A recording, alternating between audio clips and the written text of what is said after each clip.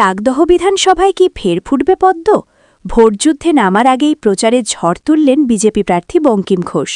2021-এর জয় ধরে রাখতে কোমর বেঁধে ময়দানে বর্তমান বিধায়ক। সকাল থেকেই ভোটারদের দুয়ারে দুয়ারে পৌঁছে যাচ্ছেন তিনি।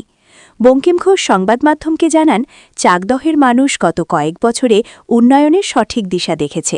এই ধারা বজায় রাখতেই সাধারণ মানুষ ফের বিজেপিকে দুহাত ভরে আশীর্বাদ করবে। চাকদহের অলিগলিতে এখন শুধুই গেরুয়া প্লাবন। উন্নয়নের পাশাপাশি এলাকার সুরক্ষা ও কর্মসংস্থানকেই প্রধান হাতিয়ার করেছেন পদ্মপ্রার্থী। কিন্তু শেষ হাসি কে হাসবে? চাকদহের সিংহাসন কার দখলে যাবে? নজর থাকবে আমাদের চ্যানেলে। সব খবর সবার আগে পেতে আমাদের চ্যানেলটি সাবস্ক্রাইব করুন এবং বেল আইকনটি প্রেস করে সাথে থাকুন।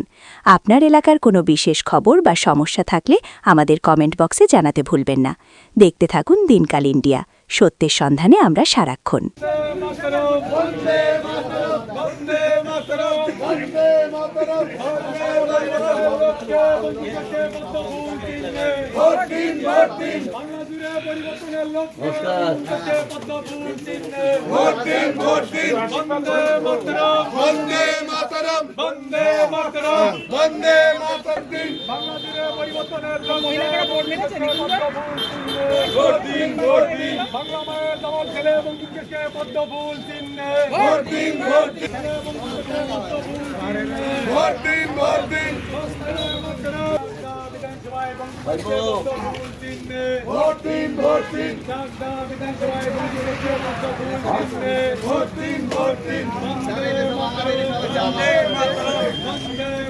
Vande Mataram.